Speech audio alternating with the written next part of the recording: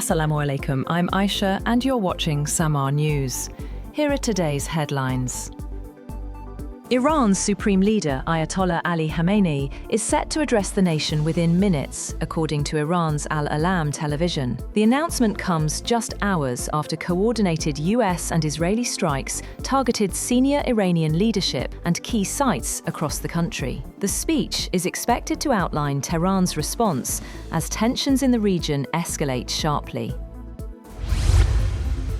At least 40 people were killed after Israeli-US joint strikes hit multiple locations across Iran early Saturday, according to Iranian state media. Reports said a girls' elementary school in Manab, Hormozgan province, was struck, with casualties including students. Other school sites were also reported hit. Iranian sources told Reuters that several senior Revolutionary Guard commanders and political officials were killed, though identities have not been officially disclosed. Israeli officials said Supreme Leader Ayatollah Ali Khamenei and President Pezeshkian were targeted, but their status remains unclear. Iranian media reported that Foreign Minister Abbas Araghchi and Army Chief Major General Amir Hatami are safe. Israel declared a nationwide state of emergency.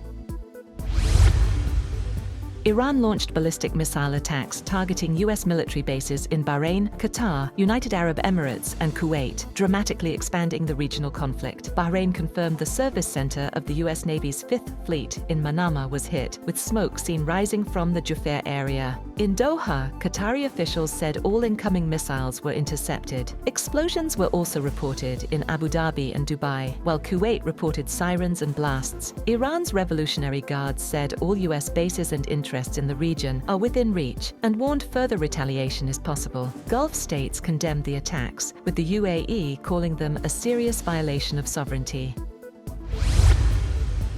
Israeli Prime Minister Benjamin Netanyahu confirmed that Israel and the United States have launched a coordinated military operation against Iran, calling it a move to eliminate an existential threat. In a video statement, Netanyahu said the joint action was aimed at countering what he described as threats from Tehran. He praised US President Donald Trump for historic leadership in supporting the operation. Addressing the Iranian public directly, Netanyahu urged citizens to challenge their leadership.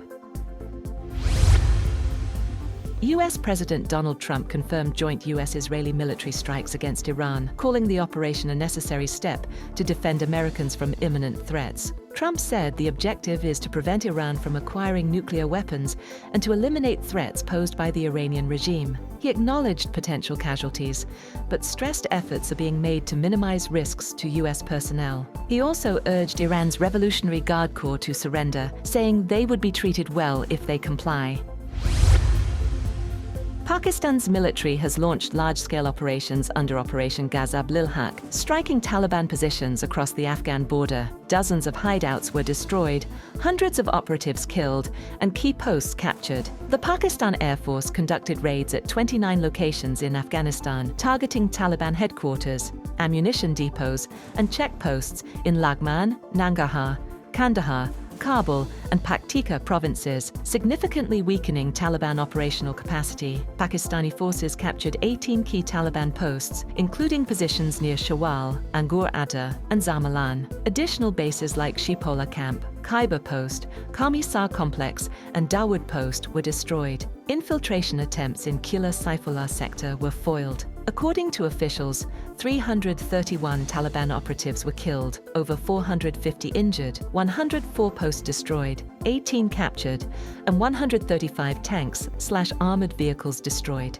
12 Pakistani soldiers were martyred, with 27 injured.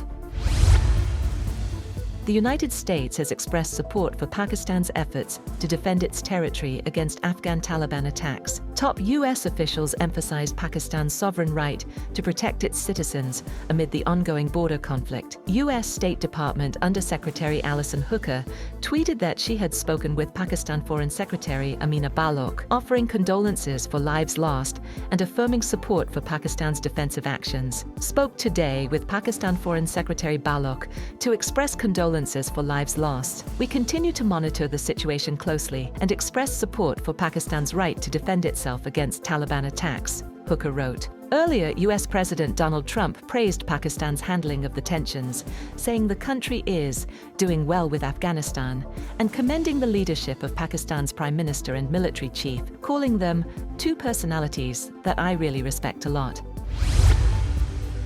The Pentagon has officially designated Anthropic a supply chain risk to national security following a dispute with the Department of Defense over AI model usage. President Donald Trump directed federal agencies to phase out all Anthropic products within 6 months, stating on Truth Social, "We don't need it, we don't want it, and will not do business with them again." Secretary of Defense Pete Hegseth confirmed the designation, barring any contractor, supplier, or partner working with the US military from conducting business with Anthropic. The conflict arose after Anthropic refused to allow its AI to power mass domestic surveillance or fully autonomous weapons. CEO Dario Amodei reaffirmed the company's stance, pledging to assist a smooth transition if offboarding proceeds.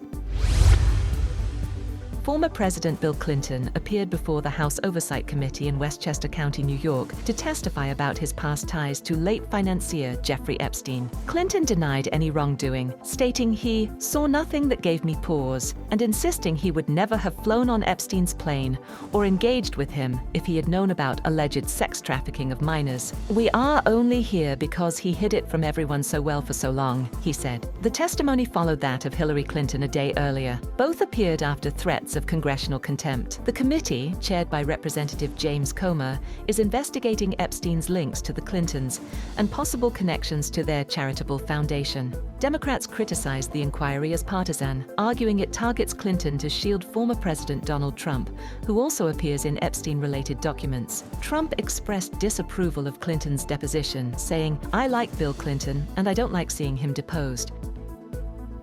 That's all for now. For more updates, visit www.samaa.tv.